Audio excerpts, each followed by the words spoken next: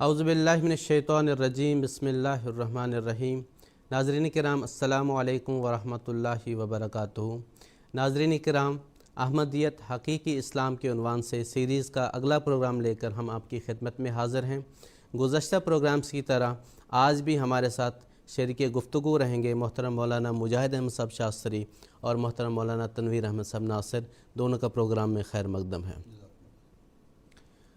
नाज़रीन किराम, गुज़श्ता एपिसोड्स में हमने ये बात की थी कि इस्लाम में तनज़्ज़ुल के वक्त एक मऊद की पेशगोई पाई जाती है और बावजूद शरीयत की तकमील के उसका आना इस्लाम के इहया के लिए ज़रूरी करार दिया गया है। हमने उस मऊद के ज़माने के तयन के हवाले से भी बात की। अब बात सिर्फ शख्सियत पर आकर ठहरती है। हमारे जो गैर अहमदी हज़रात हैं, जो भाई हैं, वो इस बात पर मुत्तफ़िक़ है कि कोई शख्स आना चाहिए, लेकिन क्या हज़रत मिर्ज़ा ग़ुलाम अहमद कादियानी अलैहिस्सलातु वस्सलाम ही वो मसीह और महदी हैं? इस ताल्लुक़ से आज के प्रोग्राम में हम गुफ्तगू करेंगे। सबसे पहले गुफ्तगू का आगाज़ मोहतरम मौलाना मुजाहिद अहमद साहब शास्त्री से करते हुए आपसे मैं ये पूछना चाहूँगा कि हज़रत मिर्ज़ा ग़ुलाम अहमद कादियानी अलैहिस्सलातु वस्सलाम ने जो दावी की हैं, उसमें एक ये इतराज़ किया जाता है कि आपने तदरीजन दावी किए हैं, तो वो इसको नेगेटिव रंग में लेते हैं कि आपने देखा कि दुकानदारी चल पड़ी है, पहले एक दावा किया, फिर दूसरा किया, फिर तीसरा किया, इस तरह लोगों को आपने अपना गर्विदा उन्होंने कर लिया। तो आपके तदरीजी दावी की जो फ़लसफ़ा है वो क्या है, इस ताल्लुक़ से आप बता दें। जज़ाकुमुल्लाह अहसनुल जज़ा। बात दरअसल ये है कि अल्लाह ताला की तरफ से जो मामूर और मुरसल आते हैं वो अपनी तरफ से कोई दावा नहीं करते, बल्कि खुदा ताला की तरफ से जब उनको कोई मकाम और मर्तबा दिया जाता है तो वो मकाम और मर्तबा वो दुनिया के ऊपर ज़ाहिर कर देते हैं कि मुझे खुदा की तरफ से ये मकाम और ये मर्तबा दिया गया। जब तक खुदा ताला की तरफ से उनको किसी मकाम और मर्तबे का इल्म नहीं होता वो उसको नहीं बताते। इस दावे को सुनने के बाद जो रद्दमल ज़ाहिर होता है वो दो तरीके से होता है। एक वो लोग जिनकी फ़ितरत नेक होती है, जो सईद फ़ितरत रखते हैं, जो खुदा के हुज़ूर दुआ कर रहे होते हैं, वो इस दावे को सुनने के बाद इमामुज़्ज़मान पर और मुद्दई को कबूल कर लेते हैं। जिनकी फ़ितरत में कजी, बहस, मुजादला होता है वो इनकार कर रहे होते हैं और इनकार के नतीजे में वो फिर ईमान की दौलत से दूर हो जाते हैं। बानी जमात अहमदिया सैयदना हज़रत अक़दस मसीह मऊद अलैहिस्सलातु वस्सलाम ने एक बार नहीं मुतअद्दिद अपनी कुतुब में जा बजाय ये बयान फरमाया है कि मेरे दावी को मिनहाज नबूवत पे परखो, यानी नबूवत की सच्चाई के जो मेयार कुरान मजीद ने और अम्बिया के उसवा कराम में मिलते हैं, उस असूलों पर मेरे दावी को परखो। क्या मैं उस कसौटी पे पूरा उतरता हूँ? इस सवाल के हवाले से हम इस कसौटी के मुताबिक देखते हैं। एतराज़ ये किया जाता है, जैसा कि आपने अर्ज़ किया, कि मिर्ज़ा ग़ुलाम अहमद साहब कादियानी बानी जमात अहमदिया मसीह मऊद व महदी मऊद अलैहिस्सलातु वस्सलाम ने जो दावी किए हैं वो तदरीजन किए हैं। और कहने का मकसद ये होता है कि आपने ये देखा कि अच्छा एक दावा लोगों ने कबूल कर लिया तो मैं दूसरा करता हूँ, दूसरे के बाद देखा अच्छा ये भी मान लिया तो चलो तीसरा कर देते, चौथा कर देते, यहाँ तक मसीह मऊद, महदी मऊद, मुजद्दिद, जरीउल्लाह और फिर आखिर में जली नबूवत का दावा कर दिया। सेम इसी तरह के एतराज़ात ईसाई मुसन्निफ़ीन तअस्सुब की वजह से हमारे प्यारे आका ख़ातमुन नबीन हज़रत मोहम्मद मुस्तफ़ा सल्लल्लाहु अलैहि वसल्लम पर भी करते, और वहाँ भी उनका यही कहना होता है कि नाउज़ बिल्लाह हमारे प्यारे आका ने तदरीजी जो नबूवत का किया है वो ख़ुद साख्ता है, वो एक ढोंग थी। चुनांचे में एक मशहूर मुस्तशरिक सर विलियम म्यूर का हवाला पढ़ना चाहूँगा। उन्होंने अपनी किताब लिखी लाइफ ऑफ मोहम्मद। इस किताब में वो लिखते हैं कि हम क़यास करते हैं कि मोहम्मद सल्लल्लाहु अलैहि वसल्लम शक और हिचकिचाहट के इस दौर में से गुज़रने के बाद ये कहने लगा कि ये खुदा का पैगाम है। दरी असना उसने ये कहा कि ये सब खुदा के नाम की खातिर है। ये मकाम उसकी तमाम ज़िंदगी पर छा गया, उसकी हरकत में मुदगम हो गया। वो एक खादिम बना, रसूल बना और फिर खुदा का नायब। उसके मिशन के दायरे हमेशा बढ़ते रहे और उनकी बुनियाद इन्हीं असूलों पर कायम रही। बाहवाला खुतबा जुम्मा 5 अप्रैल 1985 खुतबा ताहिर में से ये हवाला लिया। वही एतराज़ जो बानी जमात अहमदिया पर आज गैर अहमदी हज़रात लगाते हैं وہی اعتراض کہ رسول بنا، خدا کا نائب بنا، حضرت صلی اللہ علیہ وسلم پر عیسائی مشرکین لگا رہے ہیں۔ دونوں میں اصل وجہ وہی ہے کہ تعصب اور سچائی کو نہ ماننے کی ایک کج بحثی پائی جاتی ہے۔ بات یہ ہے کہ انبیاء علیہ الصلوۃ والسلام خدا تعالیٰ کی مرضی سے گم کردہ راہوں کو، جس کو مخلوق بھول چکی ہوتی ہے، اور خدا تعالیٰ سے جوڑنے کے لیے اس کی طرف آتے ہیں، اور وہ اس خدا کے بلائے ہی بولتے ہیں، اپنی مرضی سے کچھ بھی نہیں بول رہے ہوتے۔ جب اللہ تعالیٰ کی طرف سے انہیں کسی چیز کو ترک کرنے کا حکم ہوتا ہے تو وہ اس کو ترک کر دیتے ہیں، جب کسی چیز کو اختیار کرنے کا حکم ہوتا ہے وہ اس کو اختیار کر لیتے ہیں۔ بعض ایسے امور ہوتے ہیں جن میں وہ ابتداً روایتاً یا اجتہاداً کسی بات کو قبول کر رہے ہوتے ہیں اور اس کو سچ سمجھ رہے ہوتے ہیں، لیکن جب اللہ تعالیٰ کی طرف سے ان کو یہ بتا دیا جاتا ہے کہ یہ بات درست نہیں ہے تو وہ اس کو کلیتاً چھوڑ دیتے ہیں۔ اس کی مثال ہمارے پیارے آقا خاتم النبیین حضرت محمد مصطفیٰ صلی اللہ علیہ وسلم کی زندگی میں تحویل قبلہ کی نظر آتی ہے۔ آپ پہلے کہیں اور منہ کرتے تھے، جب خدا کی طرف سے حکم آیا اسی لمحے میں، بعض روایتوں میں حدیث میں آتا ہے کہ نماز کی حالت میں حکم ملا تو آپ نے فوراً نماز میں چہرہ بدل لیا۔ مسیح موعود علیہ السلام کی زندگی میں حیات مسیح کا جو عقیدہ ہے وہ بھی یہی حیثیت رکھتا ہے۔ یہ دو بنیادی باتیں ہیں۔ پہلی، ایک تعصب کی وجہ سے ایسے اعتراض ہوتے ہیں۔ دوسری بنیادی بات کہ اللہ تعالیٰ کے بلائے خدا کے مامور اور مرسل بولتے ہیں۔ تیسری بات جو میں بیان کرنا چاہتا ہوں، جو تیسرا بنیادی اس میں نقطہ ہے، وہ یہ کہ حضرت صلی اللہ علیہ وسلم کی زندگی کو قرآن مجید نے اسوہ حسنہ قرار دیا ہے۔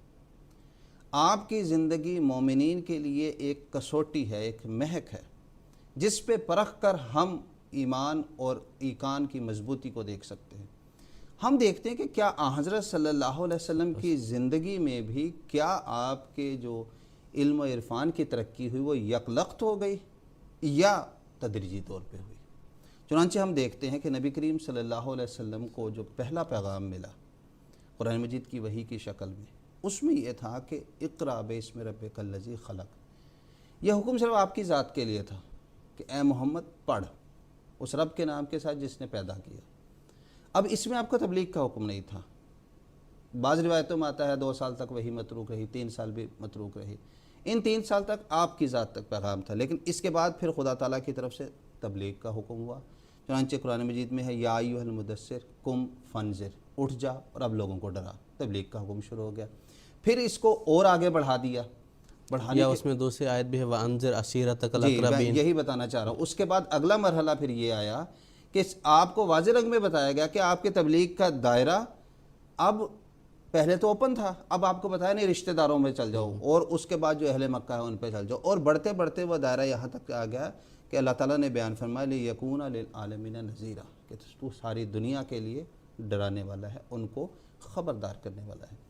اسی طرح حضرت صلی اللہ علیہ وسلم کے دعویٰ پر بھی ہم دیکھتے ہیں، آپ کی زندگی میں نظر آتا ہے کہ یہ جو روحانی ترقی آپ کو ملی، یہ روحانی ترقی تدریجی تھی، نہ کہ یکلخت آپ کو مل گئی۔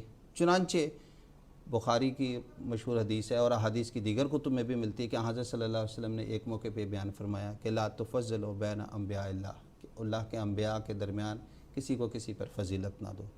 پھر آپ نے ایک موقع پہ یہ بھی بیان فرمایا، بخاری شریف کی حدیث میں درج ہے کہ من قالا انا خیر من یونس بن متی فقط کذب، کہ جو یہ سمجھتا ہے کہ میں یونس بن متی سے افضل ہوں وہ جھوٹ بولتا ہے۔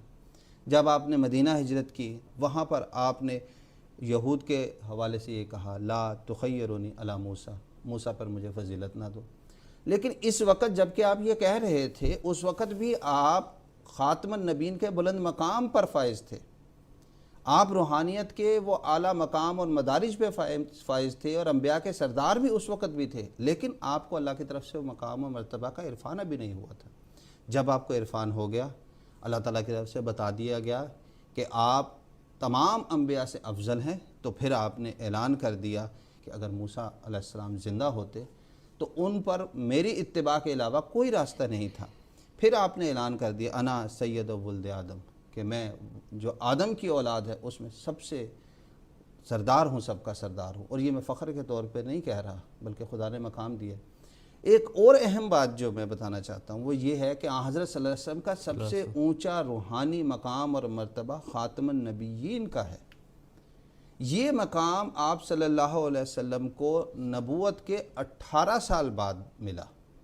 سن 5 ہجری میں آیت خاتم النبیین کا نزول ہے اور تمام مفسرین اس بات پر اتفاق کرتے ہیں۔ تو یہ 18 سال لگ گئے اس مقام کو حاصل کرنے پہ۔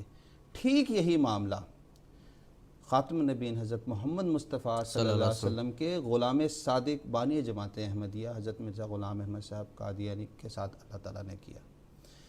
ہم دیکھتے ہیں کہ آپ کو جو ابتداً وحی کی گئی، شرف مکالمہ اور مخاطبہ عطا کیا گیا، براہین احمدیہ میں وہ درج ہے، وہاں پہ اللہ تعالیٰ نے آپ کو کہا یا احمد بارک اللہ فیکا وانا اول المومنین، اور آپ کو یہ بتایا گیا۔ پھر ہم یہ دیکھتے ہیں کہ آپ کو وہاں اس وقت ہی یہ الہام کر دیا گیا کہ جری اللہ فی حلل الانبیاء، کہ آپ خدا کا جو پہلوان ہے وہ انبیاء کے لبادہ میں آیا ہے۔ اور اس سے بھی ایک اہم بات جو میں بتانا چاہتا ہوں وہ حضرت مسیح موعود علیہ السلام کا الہام ہے جو سن 1883 میں ہوتا ہے۔ اس الہام میں حضرت مسیح موعود علیہ السلام کو اللہ تعالیٰ نے بیان فرمایا کہ دنیا میں ایک نبی آیا اور مگر دنیا نے اسے قبول نہ کیا۔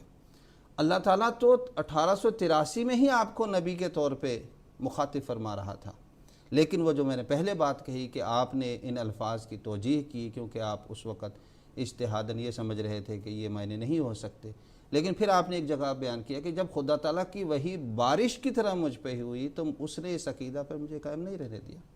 بس امام الزمان سیدنا حضرت مسیح موعود علیہ السلام نے جو دعوی کیے اس کا اگر ہم انگلش میں ایک لفظ ہے بہت اچھا ہے، بلو پرنٹ، وہ ہمیں آپ کے ابتدائی وحی اور الہام میں اس کے بیج نظر آتے ہیں۔ اسی بیج کو اللہ تعالیٰ نے مزید اپنے وقت میں کھول کے بتا دیا، چونکہ آپ اس مقام مرتبہ کو تب سمجھے نہیں، تب آپ نے اعلان نہیں کیا۔ جب اللہ تعالیٰ کی وحی نے آپ کو اس مقام و مرتبہ کو عطا کیا اور آپ اس کو فہم اور ادراک ہو گیا، آپ نے اعلان کر دیا کہ میں خدا کی طرف سے اب اس مقام پہ ہوں، جو مجھے قبول کرے گا وہ خدا کے حضور مقبول ہو جائے گا۔ بس حقیقت یہی ہے کہ آپ کا دعویٰ جو تدریجاً کیا گیا وہ مامورین کے طریقے کے مطابق کیا گیا، وہ ہمارے پیارے آقا خاتم النبیین حضرت محمد مصطفیٰ صلی اللہ علیہ وسلم کی زندگی کے جو طریقہ اور اسوہ تھا اس کے مطابق کیا گیا۔ آپ صلی اللہ علیہ وسلم کا یہ غلام صادق، شروعات میں ہی اس کو اللہ تعالیٰ نے نبی کے الفاظ سے یاد کیا اور وہ مقام عطا کیا جو واقعی ملنا چاہیے تھا، اور یہ مقام ذلی نبوت کا مقام تھا۔ بس حقیقت یہی ہے کہ یہ اعتراض یا یہ بات کہ تدریجی دعویٰ اور خود ساختہ دکانداری یہ انہی لوگوں کی طرف سے ہوتا ہے عموماً جن میں تعصب ہے اور جو حضرت صلی اللہ علیہ وسلم اور دیگر انبیاء کے اسوہ کرام کو نہیں جانتے، بلکہ یہ بات تو آپ حضرت مسیح علیہ السلام کی سچائی کی ایک دلیل ہے۔ آپ ایک جگہ خود بیان فرماتے ہیں، صدق سے میری طرف آؤ اسی میں خیر ہے، ہیں درندے ہر طرف میں عافیت کا ہوں حصار۔ جزاکم اللہ تعالیٰ احسن الجزا۔ دعوی مسیحت کے کیا تفصیل تھی محترم تنوین ناصر صاحب، اس کی تفصیل بتا دیں۔ سیدنا حضرت مسیح موعود علیہ السلام نے اللہ تعالیٰ سے اذن پا کر مسیح موعود ہونے کا اعلان فرمایا۔ سب سے پہلے ہمیں یہ دیکھ لینا چاہیے کہ کیا قرآن مجید اور احادیث میں اس سلسلے میں کوئی صراحت آتی ہے، اور اگر اس سلسلے میں قرآن مجید اور احادیث میں وضاحت ملتی ہے تو حضرت مرزا غلام احمد قادیانی علیہ السلام جنہوں نے مسیح موعود ہونے کا دعویٰ کیا، ان کے دعوے کو بہت تقویت ملتی ہے۔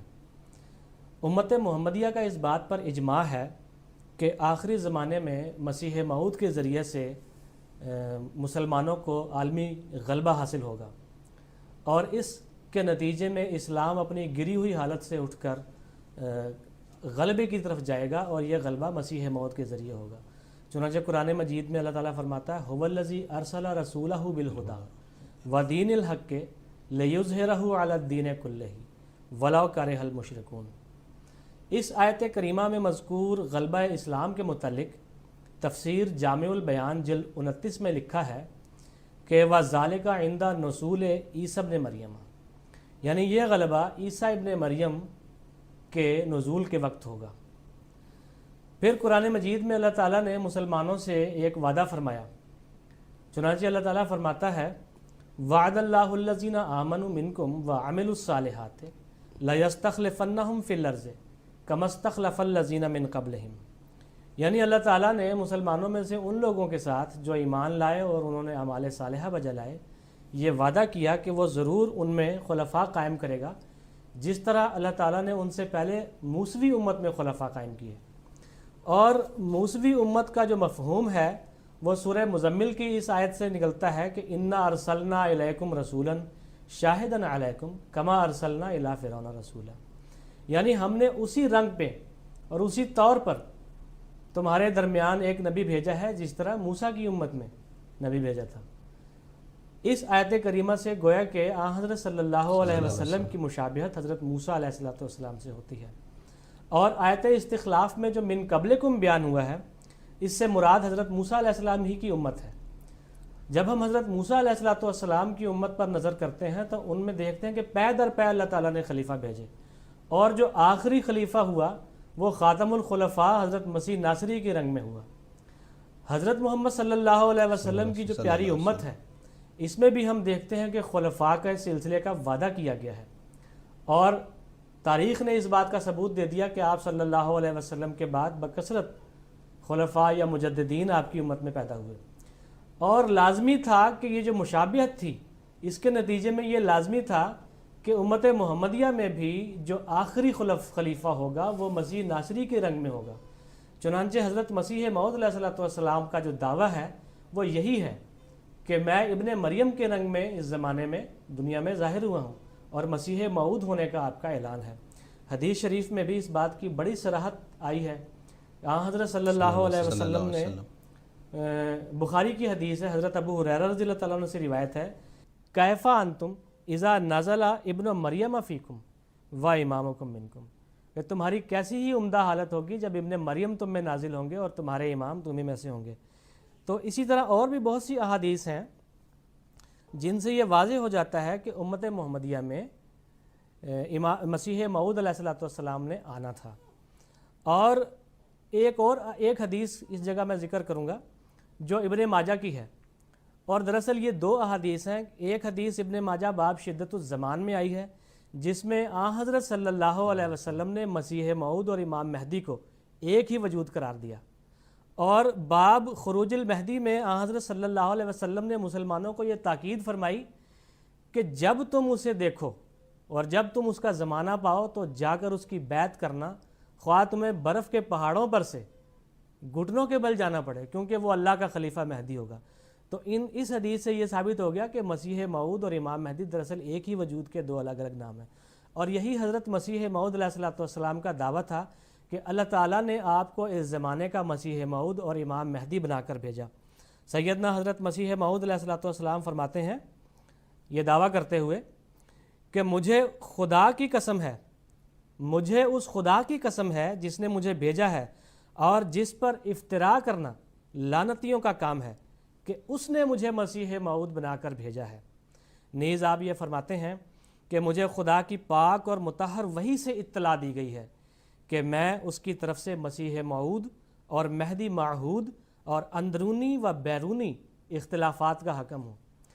حضرت مسیح موعود علیہ السلام کے اس دعوے پر اور روشنی اس بات سے بھی پڑتی ہے کہ حضرت مسیح موعود علیہ السلام نے کثرت کے ساتھ اپنی کتب میں بارہا اس بات کا ذکر فرمایا ہے کہ میں ابن مریم کے رنگ میں آیا ہوں، اور آپ نے اس بات کا ثبوت دینے کے لیے وہ مشابہتیں بیان فرمائیں جو آپ کو مسیح ابن مریم سے تھیں۔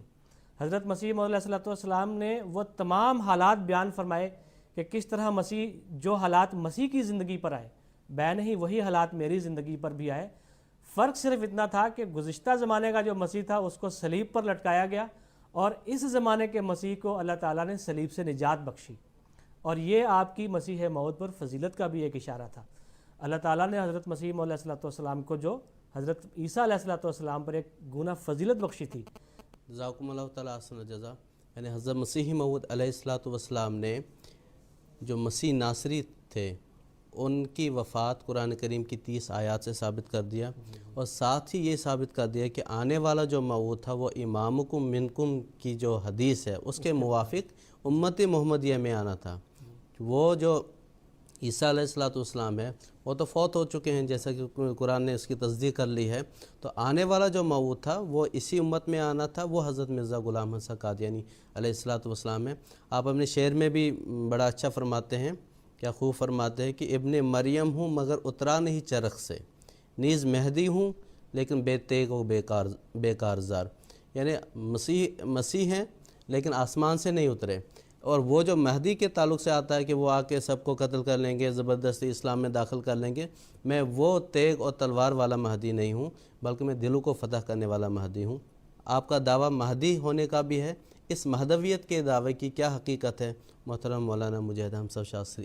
جزاکم اللہ احسن الجزا۔ آخری زمانہ میں حامی اسلام دین کے آنے کی ایک پیش گوئی اسلام کے متعدد فرقوں میں پائی جاتی ہے، اور اس کثرت سے پائی جاتی ہے کہ امت کی اکثریت اس بات کا اقرار کرتی ہے کہ آخری زمانہ میں خاتم النبیین حضرت محمد مصطفیٰ صلی اللہ علیہ وسلم نے ایک آنے والے موعود کی خبر دی ہے، اور وہ آنے والا موعود مہدی کے لقب سے یاد کیا گیا ہے۔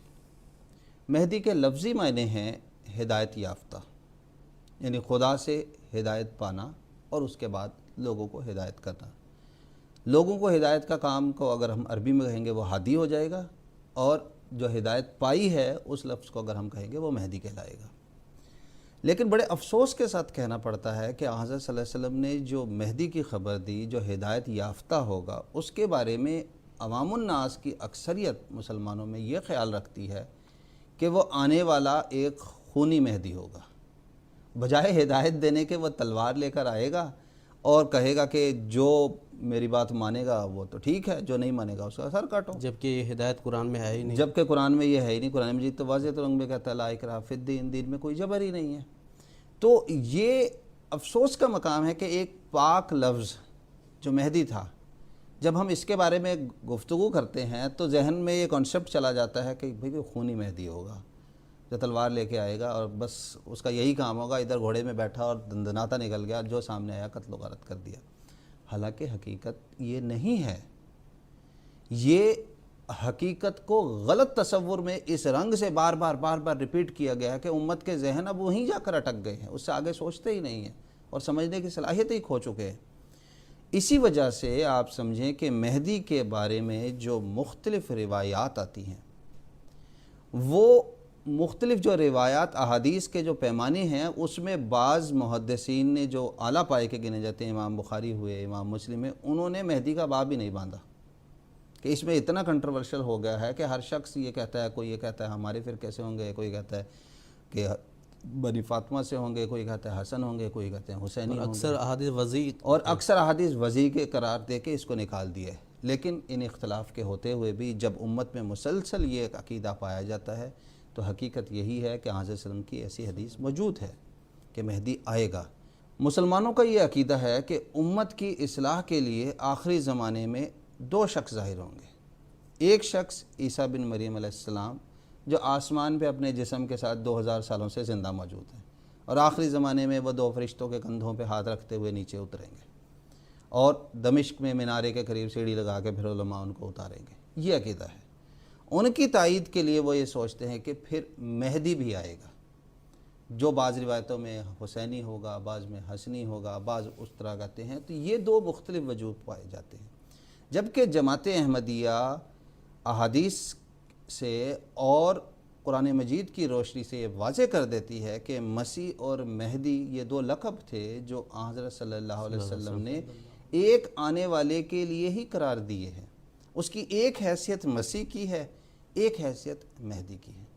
چنانچہ ہم دیکھتے ہیں کہ کیا یہ لفظ مہدی نبی کریم صلی اللہ علیہ وسلم نے صرف ایک آنے والے موعود کے لیے ہی استعمال کیا ہے، یا اور بھی لوگوں کے لیے یہ لفظ استعمال کیا گیا ہے؟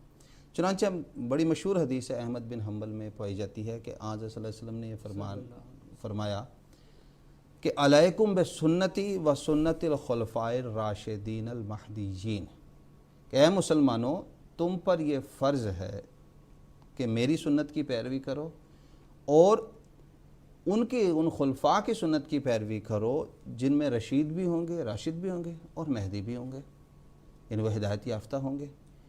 تو یہ ہمیں پتہ لگا کہ یہ مہدی کا جو لفظ ہے یہ ہدایت یافتہ ہونے کے جو معنی ہیں وہ دراصل اوروں کے لیے بھی حضرت صلی اللہ علیہ وسلم نے استعمال کیے۔ پھر دوسری دلیل کہ مہدی اور مسیح دونوں ایک ہی وجود ہے۔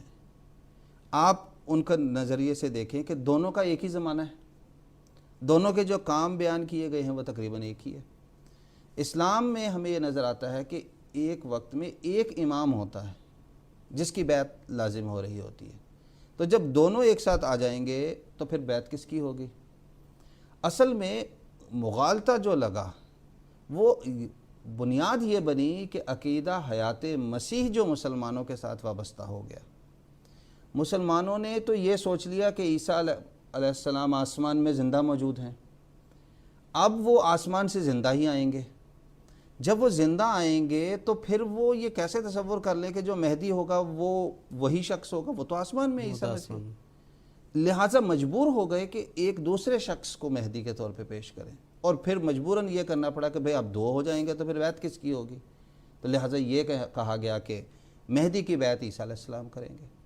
حالانکہ ہمیں مسلم شریف کی حدیث میں نظر آتا ہے کہ آپ نے عیسیٰ علیہ السلام کے بارے میں حضرت صلی اللہ علیہ وسلم نے نبی اللہ کے الفاظ استعمال فرمائے، اور ایک بار نہیں 4 بار بیان فرمایا ہے کہ آپ وہ آنے والا نبی اللہ ہوگا۔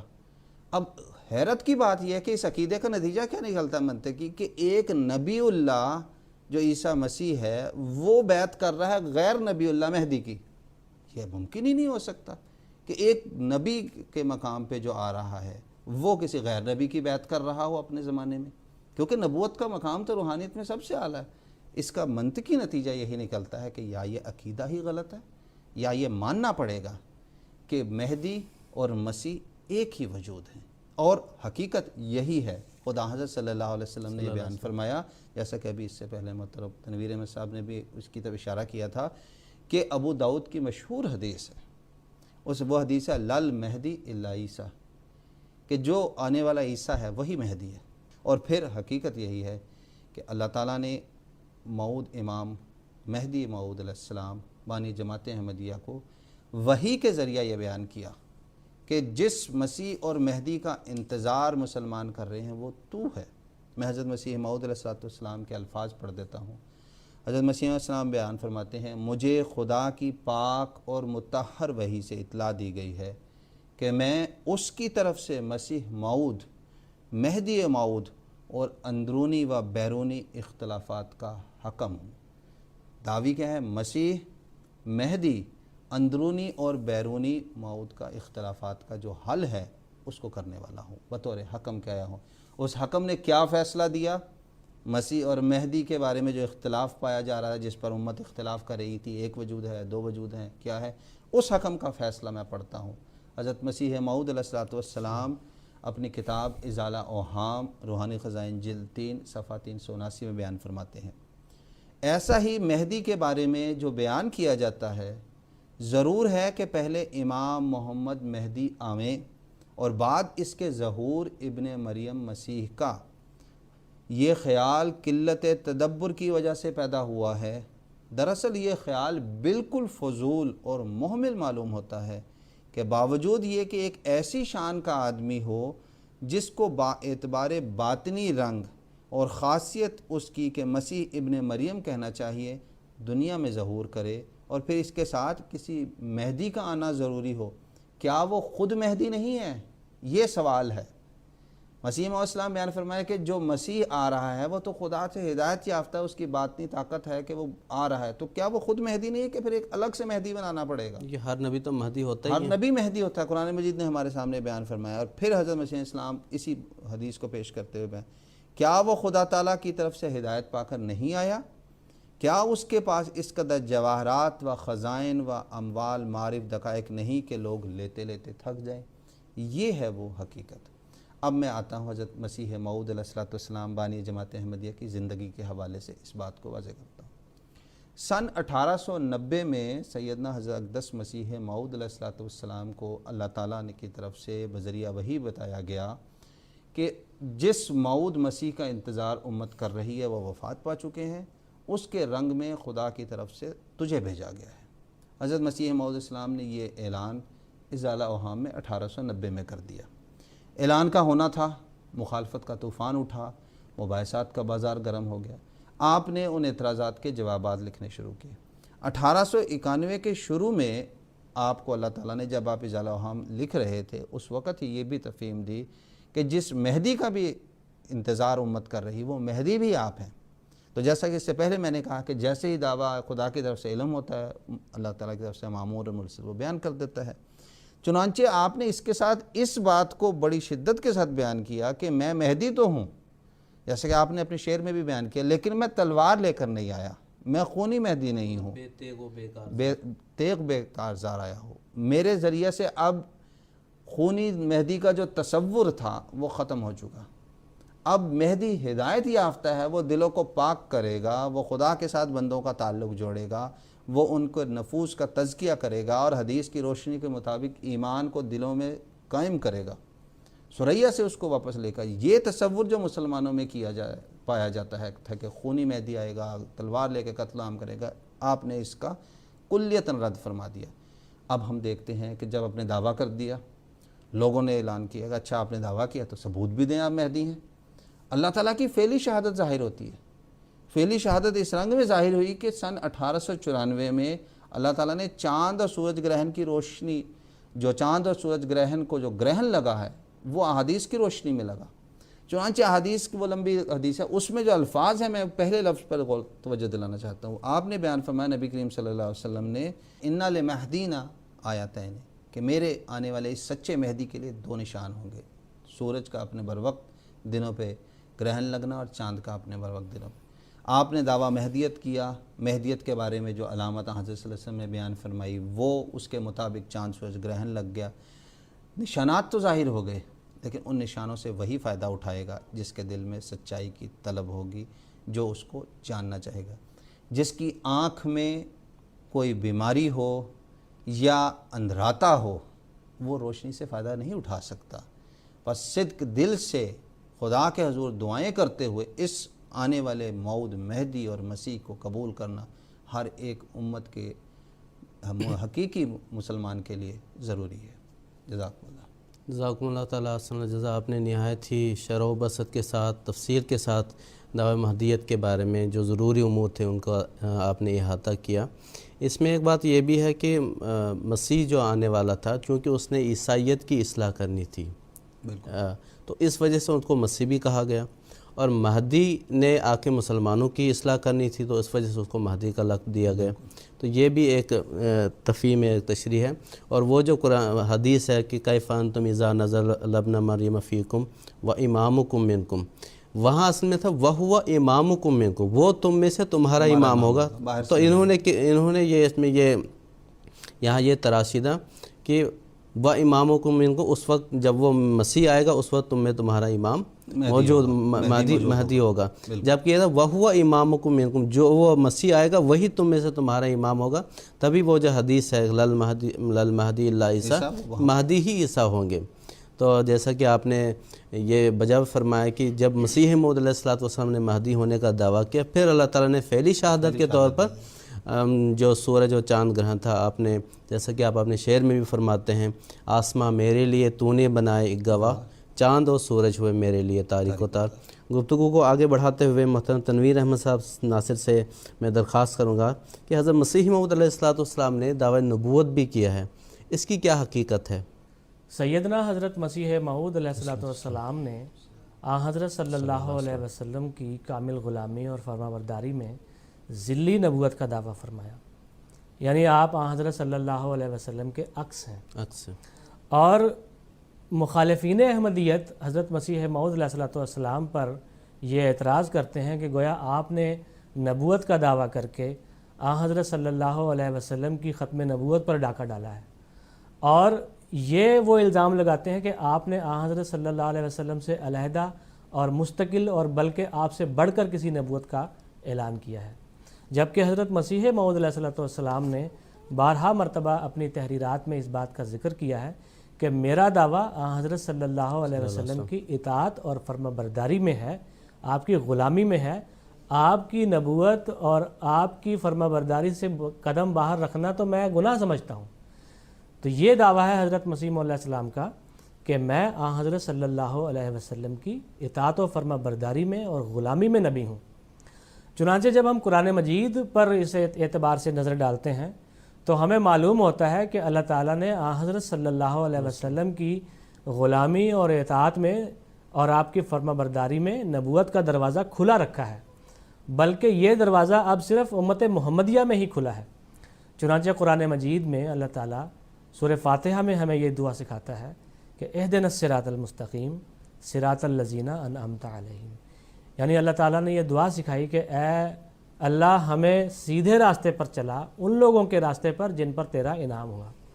اور سورہ نساء میں اللہ تعالیٰ نے وہ انعام بتا دیے کہ وہ کیا کیا انعام ہیں اور کس وجہ سے کس طرح ملیں گے۔ چنانچہ اللہ تعالیٰ فرماتا ہے کہ وَمَن يُطِعِ اللَّهَ وَالرَّسُولَ فَأُولَٰئِكَ مَعَ الَّذِينَ أَنْعَمَ اللَّهُ عَلَيْهِمْ مِنَ النَّبِيِّينَ وَالصِّدِّيقِينَ وَالشُّهَدَاءِ وَالصَّالِحِينَ وَحَسُنَ أُولَٰئِكَ رَفِيقًا، یعنی جو اللہ اور رسول یعنی حضرت صلی اللہ علیہ وسلم کی اطاعت کریں گے تو یہی وہ لوگ ہیں جو ان لوگوں میں سے ہوں گے جن کو اللہ تعالیٰ نبوت کا مقام عطا کرے گا، صدیقیت کا مقام عطا کرے گا، شہداء کا درجہ عطا کرے گا، انہیں صالح بنائے گا اللہ تعالیٰ۔ تو یہ وہ تمام انعامات ہیں جو اللہ تعالیٰ اور حضرت صلی اللہ علیہ وسلم کی کامل فرما برداری اور اطاعت کے نتیجے میں ملتے ہیں۔ دنیا میں ہم دیکھتے ہیں کہ جب ایک عام آدمی بھی کوئی وعدہ کرتا ہے کسی سے تو اس سے یہ امید کی جاتی ہے کہ وہ اس وعدے کو پورا کرے گا، کجا یہ کہ اللہ تعالیٰ ایک وعدہ کرے تو یہ کیسے ممکن ہے کہ اللہ تعالیٰ ایک وعدہ کرے اور اس کو پورا نہ کرے؟ اور خصوصاً پھر جب اللہ تعالیٰ یہ کہتا ہے کہ اگر تم سیدھے راستے پر چلو گے، یعنی سورہ فاتحہ کی جو دعا ہے، اگر تم سیدھے راستے پر چلو گے تو تمہیں یہ انعامات ملیں گے، اور اللہ تعالیٰ نے اپنے اس وعدے کو پورا کیا۔